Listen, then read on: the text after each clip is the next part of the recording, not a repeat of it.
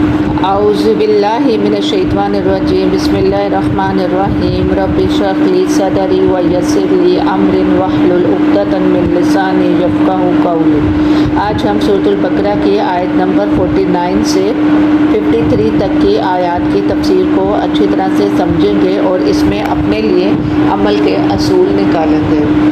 آیت نمبر 49 کا ترجمہ: یاد کرو وہ وقت جب ہم نے تم کو فرعونیوں کی غلامی سے نجات بخشی۔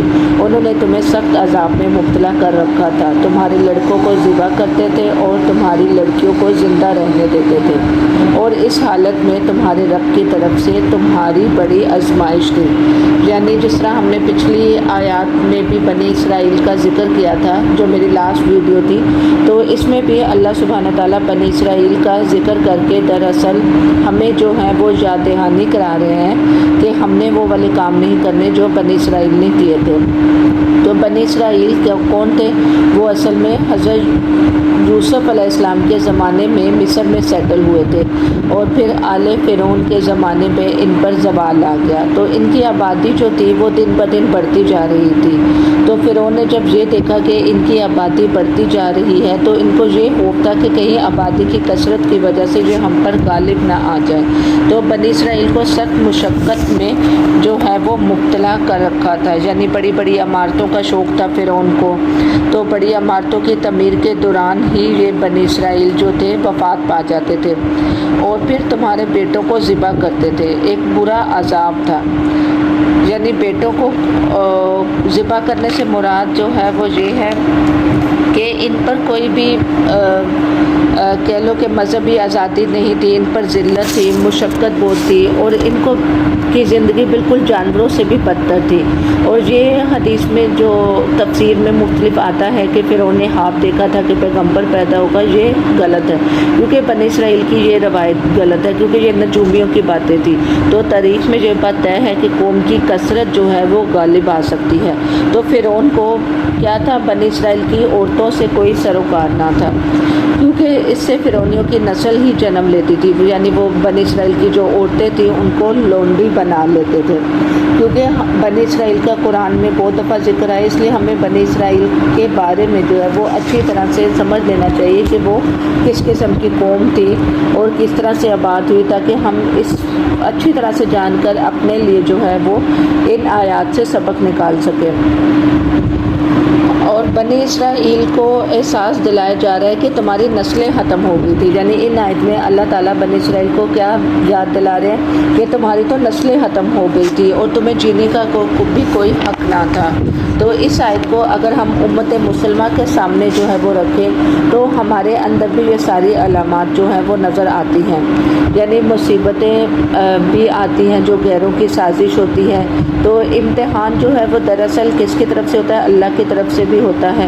تو قوموں پر بھی امتحان آتے ہیں، اور پھر اپنے ہاتھوں کی کمائی کی وجہ سے انسان پر بھی مصیبت آتی ہے۔ تو جیسے اگر انسان نے کچھ گڑبڑ انسان کے پیٹ میں ہوگی تو اس نے کچھ غلط کھا لیا تو کیا ہوتا ہے؟ پیٹ میں درد ہو گئی۔ تو اس طرح سے انسان کیا کرتا ہے؟ اپنے اوپر خود زیادتی کرتا ہے، کیونکہ قرآن میں بار بار آتا ہے اللہ سبحانہ تعالیٰ جب دوزخ میں انسانوں کو ڈالیں گے تو کیا کہیں گے کہ ہم نے انسان پہ ظلم نہیں کیا، بلکہ انسان نے خود اپنے نفس پر، اپنی جان پر خود ظلم کر کے اپنے آپ کو جہنم کا کیا کہہ لو کہ جہنم کا اپنے آپ کے لیے اس نے خود مقرر کی ہے۔ تو ہمارا یہ کام ہے کہ مشقت پر ہمیں کیا کرنا ہے؟ صبر کرنا ہے۔ تو صبر کرنے سے انسان کو کیا ملتا ہے؟ اعلیٰ مقام ملتا ہے۔ بنی اسرائیل کو آزمائش میں ڈالا، یعنی ان کو یہ احساس دلایا جا رہا ہے کہ تم اس وقت کتنی مشکل میں تھے جب تم فرعونیوں کے پاس تھے۔ تو امت مسلمہ پر بھی پریشانی آئی، تو اصل میں ایک قسم کا اللہ سبحانہ تعالیٰ ایک سوئی ہوئی قوم کو جگا رہے ہیں کہ اٹھ جاؤ۔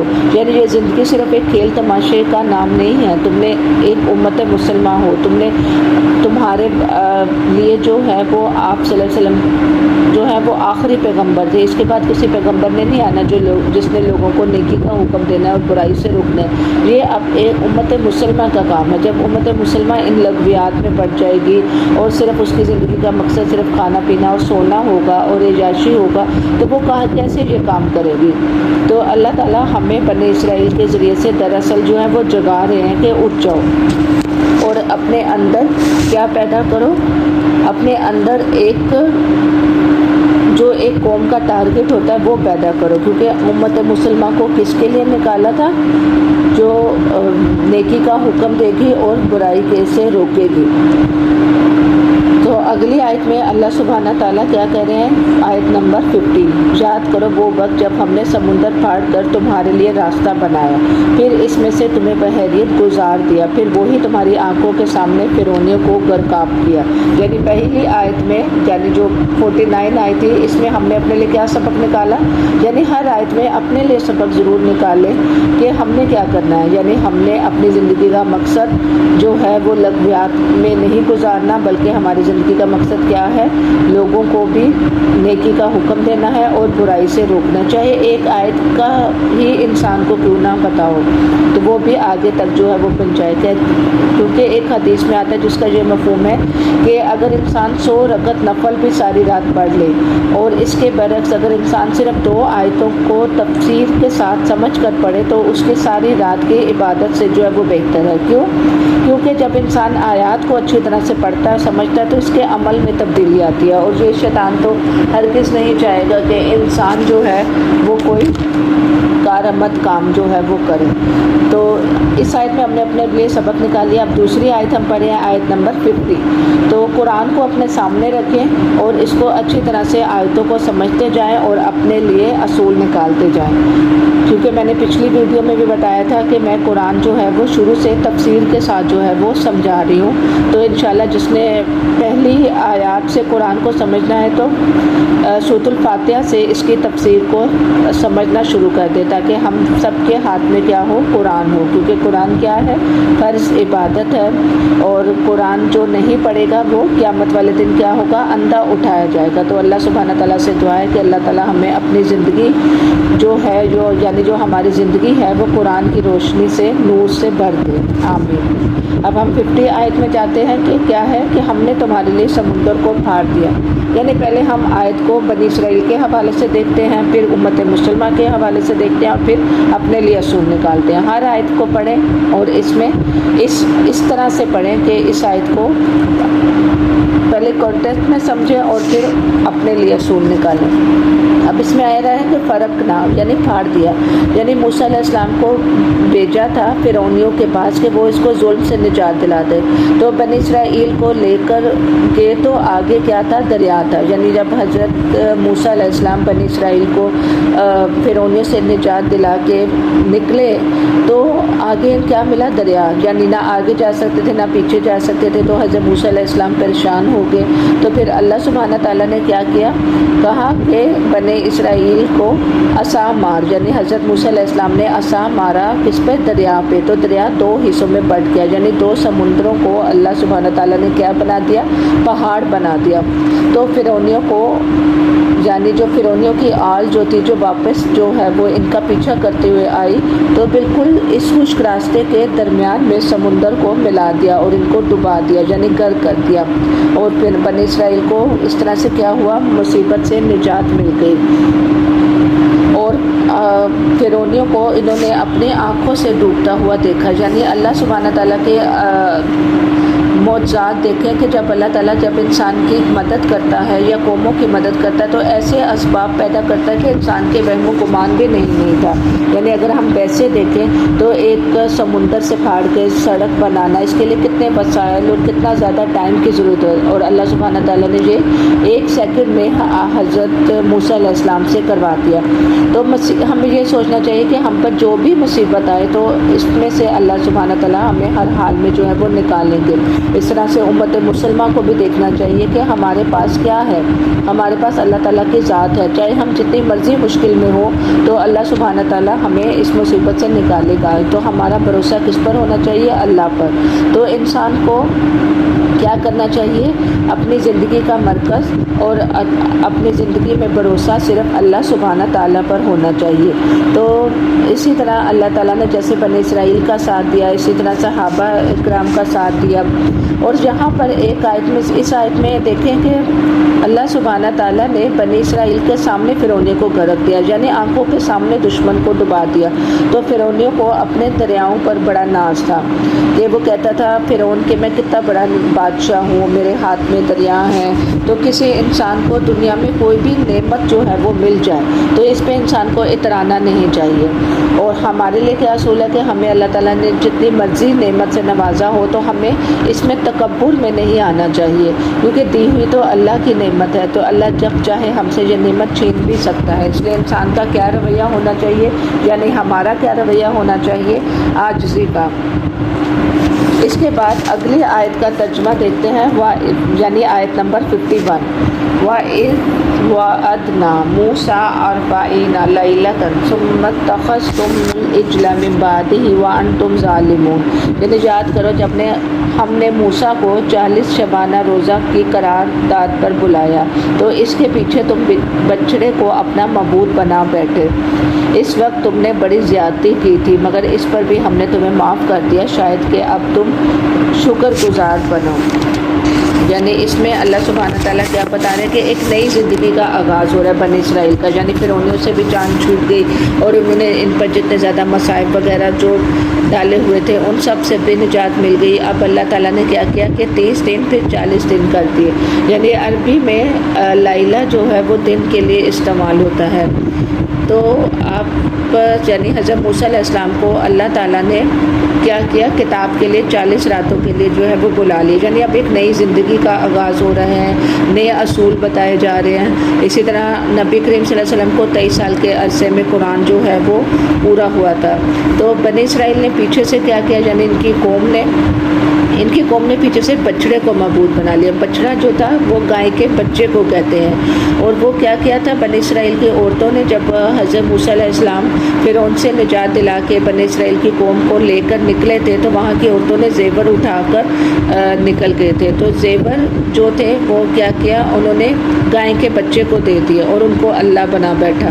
تو اپنے ہاتھوں کی چیز کو یعنی سونے سے انہوں نے الہ بنا دیا۔ تو شرک بہت بڑا ظلم ہے۔ تو کچھ پانے کے لیے قربانی بھی دینی پڑتی ہے۔ تو یعنی ہم کیا کرتے ہیں، اگر ہم پر کوئی آفت آ جائے تو ہم کہیں کہ نہیں ہمارے پاس جو سب سے اہم چیز ہے سونا ہے یا زیور ہے یا پیسہ، تو ہم اس کو لے کر جو ہے وہ چلیں۔ تو یہ نہیں پتہ کہ یہی چیز انسان کے لیے کیا بن جاتی ہے، عبرت بن جاتی ہے۔ تو سیکھنے کے لیے جو ہے وہ وقت چاہیے ہوتا ہے۔ جیسے کہ آپ اس میں یہ اصول دیکھیں کہ 40 دن کے لیے ان کو بلایا حضرت موسیٰ علیہ السلام کے لیے، یعنی علم کے لیے انسان کو یکسوئی چاہیے ہوتی ہے کہ ایک خاص ماحول اپنے لیے پیدا کریں اور ایک خاص جگہ پر بیٹھیں اور اپنے آپ کو فوکس کریں تو آپ کو زیادہ قرآن کی بات جو ہے وہ سمجھ آئے گی۔ یہ نہیں کہ ایک طرف بچے شور کر رہے ہیں یا ایک طرف ٹی وی لگا ہوا ہے یا آپ بہت زیادہ مصروف ہیں تو آپ کتاب کو پڑھیں گے تو آپ کو کبھی بھی کتاب یا قرآن کی بات جو ہے وہ سمجھ نہیں آئے گی۔ یا پھر اگر آپ کے اسکول کی ہے بات یا پھر وہ یونیورسٹی کی بات ہے، کوئی بھی ہو، تو علم کے لیے کیا ہونا چاہیے، یکسوئی ہونی چاہیے اور سیکھنے کے لیے وقت مقرر ہونا چاہیے۔ یعنی جیسے ہم کھانے کے بارے میں تو بہت زیادہ کانشیس ہوتے ہیں کہ ہاں ہم نے ٹائم پر کھانا لگانا ہے یا ٹائم پر بچوں کو ناشتہ دینا ہے، تو کیا ہم پڑھائی کے لیے اپنا ٹائم فکس نہیں کر سکتے؟ اور خاص طور پر قرآن کے لیے ہم اپنا وقت فکس نہیں کر سکتے کہ اس وقت پر ہم نے قرآن کو جو ہے وہ پڑھنا ہے۔ تو اگر ہم وقت فکس کریں گے تو ہماری زندگی کتنی خوبصورت ہو جائے گی کہ ہم نے اپنے قرآن کے لیے ایک ٹائم فکس کیا ہے۔ یعنی اس آیت میں ہمیں کیا اصول ملتا ہے، یعنی اللہ تعالیٰ نے ان کو 40 روز کے لیے بلایا، پھر آپ صلی اللہ علیہ وسلم پر 23 سال کے عرصے میں قرآن نازل ہوا۔ تو ہمیں اپنی زندگی میں قرآن کے لیے ایک ٹائم فکس کریں اور اس ٹائم پہ قرآن کو یکسوئی کے ساتھ پڑھیں اور سمجھیں۔ پھر اللہ سبحانہ تعالیٰ کی ذات دیکھے کہ انہوں نے شرک کو معاف کر دیا، یعنی اتنے بڑے گناہ کو معاف کر دیا کہ اگر انسان معافی مانگنا چاہے تو دنیا کی زندگی میں اگر انسان اپنے شرک سے معافی مانگے گا تو اللہ تعالیٰ یہ بھی معاف کر دے گا، لیکن اگر دنیا سے چلے گئے تو پھر معافی بھی ختم ہو جائے گی، کیونکہ توبہ کی توفیق پر بھی شکر ادا کرنا چاہیے کہ انسان کی زندگی میں توبہ کب تک ہے، جب تک اس کی سانس ہے، جب سانس چلے جائے گی تو توبہ بھی نہیں ملے گی۔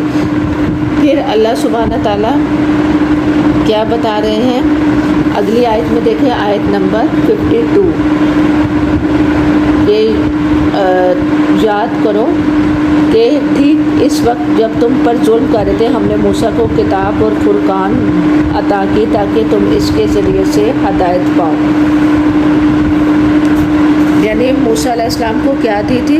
کتاب اور فرقان، یعنی یہاں پہ دو چیزوں کا ذکر ہے، کتاب اور فرقان۔ فرقان سے مراد معجزات ہے تاکہ تم ہدایت پاؤ، یعنی فرقان معجزات ہے کہ اس کو پانے کا مقصد کیا ہے کہ ہدایت پاؤ، یعنی کتاب کا مقصد کیا ہے؟ ہدایت پانا، یعنی ہدایت کے لیے ہمیں قرآن ملا ہے۔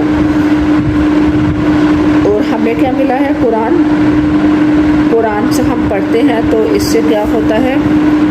انسان کو ہدایت جو ہے وہ ملتی ہے، یعنی انسان کو روشنی جو ہے وہ ملتی ہے۔ اور بہت سارے لوگ جو ہے وہ قرآن کو اس خوف کے مارے پڑھتے ہی نہیں کہ پتہ نہیں پڑھیں گے تو ہمیں عمل کرنا پڑ جائے گا، یا پھر ہم پر جو ہے وہ کوئی خوف آ جاتا ہے۔ یعنی بعض لوگ اس کو قرآن کو جو ہے وہ مختلف مقصد کے لیے پڑھتے ہیں۔ یہ ہمارے معاشرے میں بہت برا ٹرینڈ ہے کہ دلہن جب جاتی ہے، رخصت ہوتی ہے تو اس کے اوپر قرآن کا سایہ کرتے ہیں، یا پھر بعض لوگ جب کوئی کسی گھر میں کوئی فوت ہو جاتا ہے تو تب ان کو قرآن یاد آتا ہے۔ قرآن تو آپ کی زندگی کا کیا کہہ لو ایک عکس ہے، جو آپ کو زندگی کا ہدایت نامہ ہے، جو آپ کو بتاتا ہے کہ آپ نے اپنی زندگی کیسے گزارنی ہے، لیکن ہم نے ایک مخصوص چیزوں کے لیے قرآن کو جو ہے وہ اپنا لیا ہے۔ لیکن قرآن سے انسان کو کیا ملتی ہے؟ روشنی ملتی ہے۔ وَإِذْ آتَيْنَا مُوسَى الْكِتَابَ وَالْفُرْقَانَ لَعَلَّكُمْ تَهْتَدُونَ، تو موسیٰ کو کتاب اور فرقان عطا کی تاکہ تم اس کے ذریعے سے سیدھا راستہ پاؤ، یعنی یہ آیت نمبر 53 ہے۔ یعنی کیا ہمیں کتاب کا مقصد ہماری زندگی میں کیا ہے؟ تاکہ ہمیں سیدھا راستہ جو ہے وہ ملے۔ یعنی ان آیتوں میں، یعنی آیت نمبر 49، 50، 51، 52 اور 53، یعنی ہم نے 5 آیات کو جو ہے وہ پڑھا، اور اب اس کا خلاصہ دیکھتے ہیں کہ ہم نے اس میں اپنے لیے کیا اصول نکالا۔ پہلی آیت نمبر 49 میں ہم نے کیا ہے کہ ہم نے اپنی زندگی کا میں ایک مقصد بنانا ہے، یعنی ہماری زندگی کا مقصد صرف کھانا پینا اور سونا نہیں، اور ہم نے کیا کرنا ہے؟ ایک مقصد کے ساتھ جینا ہے۔ اور دوسری آیت سے ہمیں کیا سبق ملتا ہے کہ ہمارے لیے جتنی مرضی آزمائش ہو، جتنی مرضی مصیبت ہو، تو ہمیں اللہ پر بھروسہ کرنا چاہیے۔ اور تیسری آیت میں ہم نے کیا سیکھا، یعنی آیت نمبر 49، 50 اور 51 میں، کہ اللہ تعالیٰ انسان کی ایسی طریقے سے مدد کرتا ہے جو انسان کے وہم و گمان میں بھی نہیں ہوتی۔ اور ہمیں جو ہے وہ ان زیورات وقت سے ہمیں کیا سبق ملتا ہے کہ جو بنی اسرائیل کی عورتیں زیورات لے کر بھاگی تھی، کہ ہم نے اس زندگی کی تعشیات میں جو ہے وہ نہیں پڑھنا کہ ہم صرف دنیا ہی کے بارے میں سوچیں، ہمیں آخرت کو جو ہے وہ اپنی زندگی کا جو ہے وہ مقصد بنانا چاہیے، اور اللہ کا شکر گزار ہونا چاہیے۔ لعلکم تشکرون، کہ تمہیں اللہ سبحانہ تعالیٰ نے ایک زندگی کی نعمت دی، قرآن کی نعمت دی، امت مسلمان ہو، اور یہ سب چیزیں پا کر ہمیں کیا کرنا چاہیے؟ قرآن کو پا کر کیا کرنا چاہیے؟ تہتدون، یعنی سیدھا راستہ جو ہے وہ اللہ سبحانہ تعالیٰ نے ہمیں بتایا کہ تم اس سے ہدایت پاؤ، یعنی قرآن کا ہماری زندگی میں کیا مقصد ہے کہ ہم نے اس کے ذریعے سے ہدایت حاصل کرنی ہے۔ صرف اتنے ہی اپنے بچوں کو بھی پڑھانا ہے اور خود بھی قرآن کو سمجھنا ہے۔ تو اللہ سبحانہ تعالیٰ سے دعا ہے کہ اللہ تعالیٰ صحیح معنوں میں ہمیں قرآن کو سمجھنے اور اس پر عمل کرنے کی توفیق عطا فرمائے۔ سبحانک اللہم و بحمدک، نشہد ان لا الہ الا اللہ، نستغفرک و نتوب الیک۔ السلام علیکم ورحمۃ اللہ وبرکاتہ۔